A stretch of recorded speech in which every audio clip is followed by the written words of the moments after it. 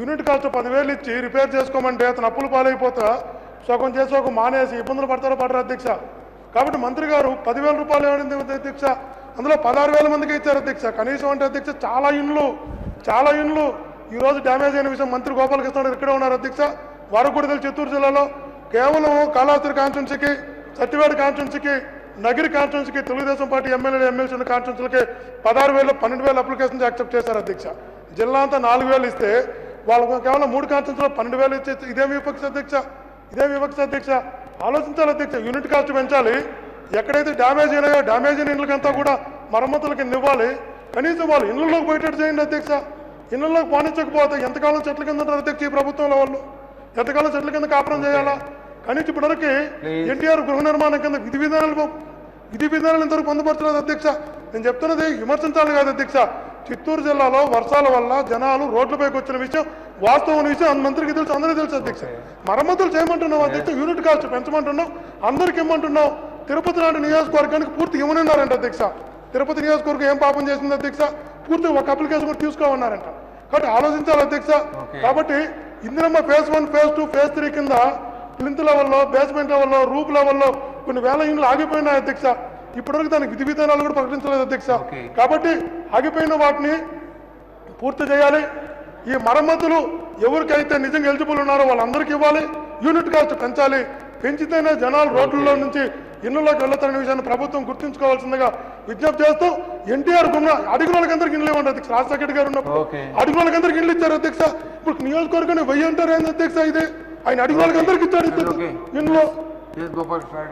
Chandragiri sir, Tirupati municipality area కాబట్టి rural housing రాదు, urban housing వస్తుంది. అర్బన్ హౌసింగ్లో కూడా అందరికి ఇళ్ళు వస్తాయి. అందరికీ total number of people who are homeless will be given houses. యాక్చువల్గా దెర్ ఇస్ ఎ స్కీమ్స్ తిరుపతికి టోటల్గా వస్తుంది. అదేవిధంగా ఫ్లడ్ ఎఫెక్టెడ్ అన్ని చోట్ల అయింది ఫ్లడ్. అయితే శ్రీకాళహస్తి, సత్యవేడు నియోజకవర్గాలు ఎక్కువ ఫ్లడ్ అయింది. అందువల్ల వాటికి ఫ్లడ్ ఎఫెక్టెడ్స్కి ఎక్కువ ఇస్తున్నారు సార్. ఓకే మినిస్టర్ గారు ఎస్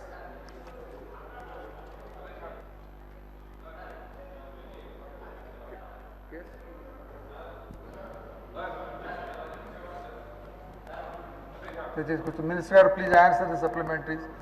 ఎస్ అధ్యక్ష, గౌరవ సభ్యులు అడిగినటువంటిది 340 ఇళ్లకు మాత్రమే శాంక్షన్ అయ్యింది అనేటటువంటి విషయాన్ని గౌరవ ఎమ్మెల్యేగా చెప్పారు అధ్యక్ష. అది అవాస్తవం అధ్యక్ష. 12,000 ఇళ్లకు చిత్తూరు జిల్లాలో శాంక్షన్ చేయడం జరిగింది అధ్యక్ష. అయితే జిల్లా కలెక్టర్ గారి ఆధ్వర్యంలో ఇవన్నీ కూడా వెరిఫికేషన్స్ అయిన తర్వాత సార్, ఎందుకంటే ఆ ఇల్లుకి ఏమాత్రం రిపేర్ ఉంది, ఎంత అమౌంట్ పడుతుంది అనేటటువంటిది కన్సర్న్డ్ ఏఈస్ వెళ్ళి ఎస్టిమేట్స్ వేసి తదుపరి శాంక్షన్ చేయడం జరుగుతుంది అధ్యక్ష. కనుక ఇది ప్రొసీజర్లో ఉంది అధ్యక్ష.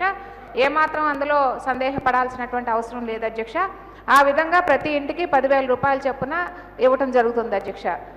అదేవిధంగా ప్రశ్నకు సంబంధం కానిది అడిగారు అధ్యక్ష. వేరే ప్రశ్నలు దానికి సమాధానం చెప్తాం అధ్యక్ష. Question number 2227 is taken as a priority as requested by the Minister for Rural Development. Yes, next question please.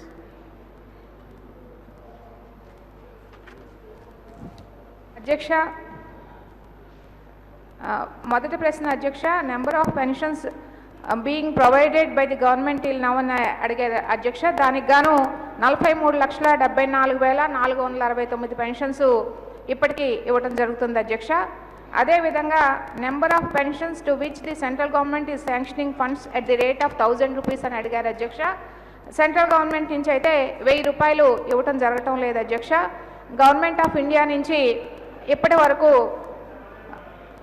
ఇచ్చినటువంటిది 9,32,539 pensions ప్రతి సంవత్సరం ఇప్పటికి ఇవ్వడం జరుగుతుంది అధ్యక్ష. దీనికి గాను 284 కోట్లు ఇవ్వడం జరుగుతుంది అధ్యక్ష. ఇందులో ఓల్డ్ ఏజ్ పెన్షన్స్ అయితే 200 రూపాయలు, విడోస్ డిజేబుల్డ్ ఏజ్ అయితే 300 రూపాయలు సెంట్రల్ గవర్నమెంట్ నుంచి ఇవ్వడం జరుగుతుంది అధ్యక్ష. అదేవిధంగా మూడో ప్రశ్న అధ్యక్ష, number of pensions deleted from the pensions till March అని అడిగారు అధ్యక్ష. 2016 by taking Aadhaar card into account or other grounds అని అడిగారు అధ్యక్ష. ఆధార్ కార్డ్ని ఆధారంగా చేసుకొని ఎలాంటి పెన్షన్స్ డిలీట్ చేయడం జరగలేదు అధ్యక్ష. డిజేబుల్డ్ పెన్షన్స్ అదేవిధంగా పెన్షనర్స్ చనిపోయిన వాళ్ళు 169,771 ఉన్నారు అధ్యక్ష. కాకాని గోవర్ధన్ రెడ్డి గారు.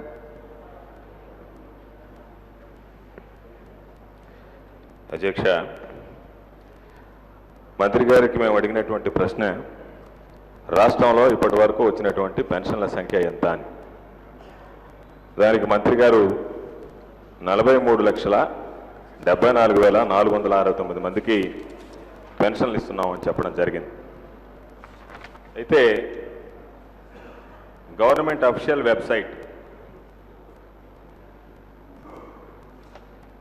సీఎం కోర్ డాష్బోర్డ్లో చూస్తే మార్చి నెలాఖరికి 40,21,826 ఆధార్ కార్డుల ఆధారంగా పెన్షన్దారుల జాబితా నుండి ఎటువంటి పెన్షన్దారులను తొలగించలేదు అని మంత్రి గారు చెప్పడం జరిగింది.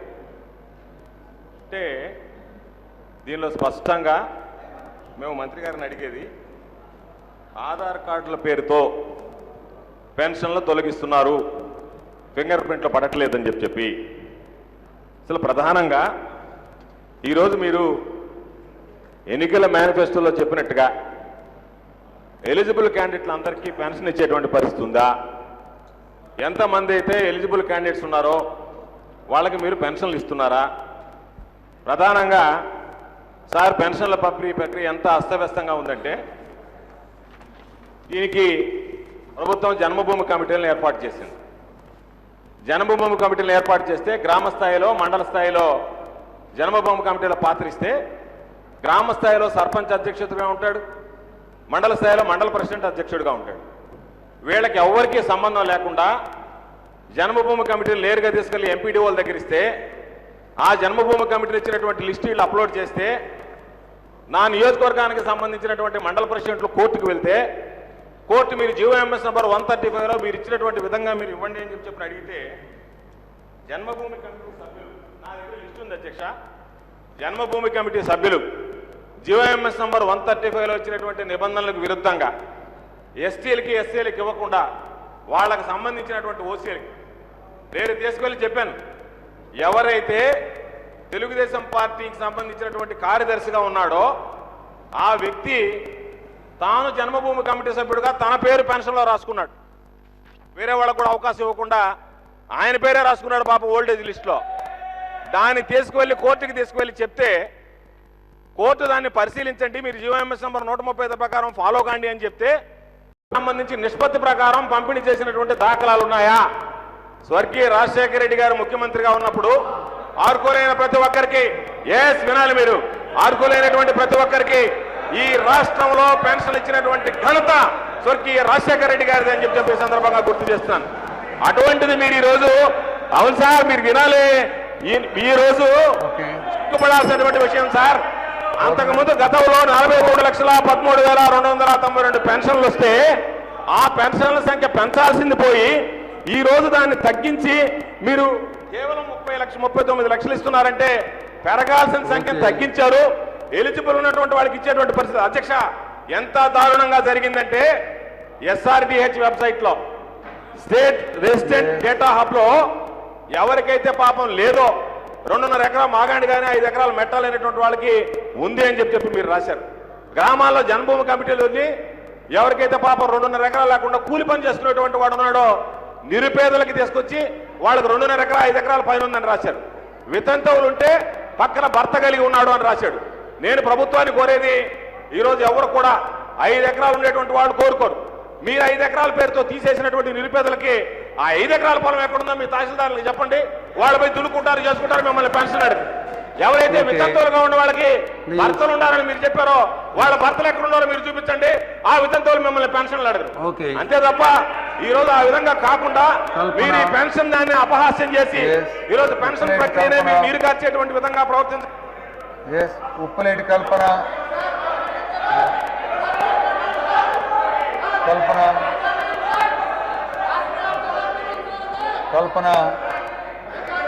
కోరుముట్ల శ్రీనివాసులు మినిస్టర్ గారు, మినిస్టర్ మినిస్టర్ అధ్యక్ష, 4 సార్లు పిలిచారమ్మా. గౌరవ సభ్యులు. Minister will answer the question.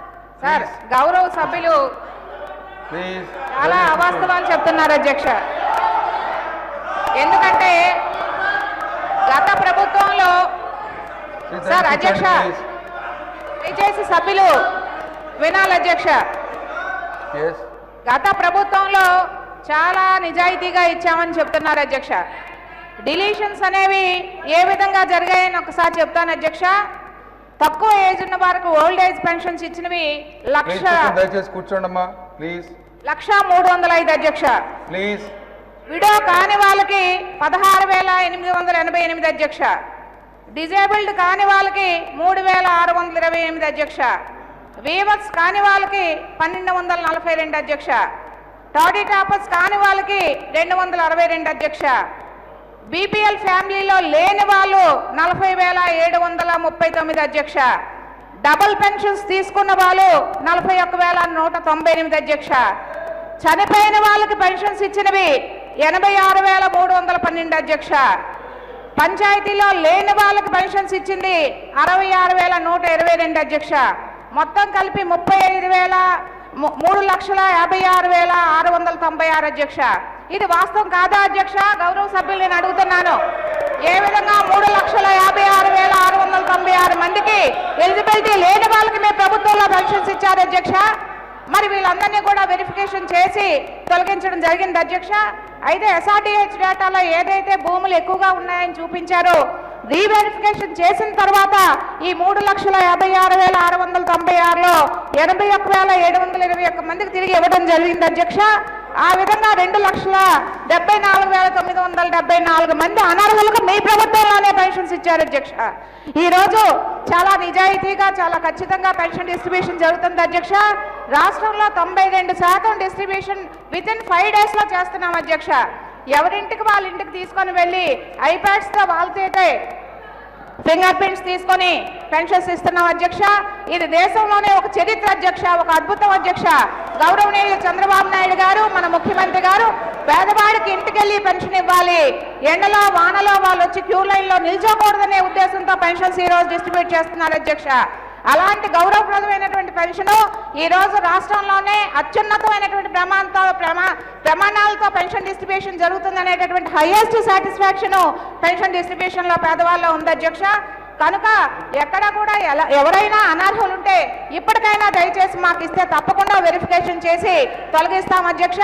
నీతి నిజాయితీగా ప్రతి వారు ఎవరైతే అర్హులున్నారో ఎవరైతే నిజమైనటువంటి పేదవాడు ఉన్నాడో ఆ విధంగా పెన్షన్ డిస్ట్రిబ్యూషన్ జరుగుతుంది అధ్యక్ష. మరి ఏదైతే విడోస్కి ఇవ్వటం లేదని అంటున్నారు అధ్యక్ష, విడోస్కి తప్పకుండా భర్త చనిపోయిన వెంటనే డెత్ సర్టిఫికేట్ ప్రొవైడ్ చేస్తే విడోలోకి కన్వర్షన్ లో ఒక పెన్షన్ వెళ్తుంది అధ్యక్ష. అయితే గతంలో ఏదైతే విడోస్ ని మీరు ఓల్డ్ ఏజ్ పెన్షన్ లో ఇచ్చారో ఓల్డ్ ఏజ్ పెన్షన్ లో వాళ్ళ అనర్హులు అధ్యక్ష. 65 సంవత్సరాలు దాటి లేదు కనుక అలాంటి వాళ్ళని మరి తొలగించడం జరిగింది అధ్యక్ష. ఇప్పుడు ఎవరైతే విడోస్ ఉన్నారో తప్పకుండా ప్రతి వర్కులకి అర్హత ఎవరుంటుందో అర్హతే ప్రామాణికంగా తీసుకొని పెన్షన్స్ ఇవ్వడం జరుగుతుంది అధ్యక్ష. ఆ రోజు రాజశేఖర రెడ్డి గారి హయాంలో 200 రూపాయలు మాత్రమే ఇస్తే ఈ రోజు మా ప్రభుత్వం 1000 రూపాయలు ఇస్తుంది అధ్యక్ష. ఈరోజు గత ప్రభుత్వంలో నెలకి 130,65,00,000 ఇస్తే ఈ రోజు మా ప్రభుత్వం నెలకి 450 కోట్లు ఇస్తుంది అధ్యక్ష. గత ప్రభుత్వంలో సంవత్సరానికి 1,567 కోట్లు ఇస్తే ఈ ప్రభుత్వం 5,800 కోట్లు మా ప్రభుత్వం మా ముఖ్యమంత్రి చంద్రబాబు నాయుడు గారు ప్రతి పేదవాడు కూడా గౌరవంగా గౌరవప్రదంగా ఎవరి మీద కూడా ఆధారపడకుండా సగర్వంలో సమాజంలో బ్రతకాలనే ఉద్దేశంతో ఇవ్వడం జరుగుతుంది అధ్యక్ష. ఇది ఎట్టి పరిస్థితుల్లో ఒక చరిత్ర అధ్యక్ష. తప్పకుండా అర్హత ఉన్న ప్రతి పేదవాడికి కూడా పెన్షన్ ఇవ్వడం జరుగుతుంది అనేటటువంటి విషయాన్ని ఈ సభకు మీ ద్వారా తెలియజేస్తున్నాను అధ్యక్ష. రాజు గారు. అధ్యక్ష,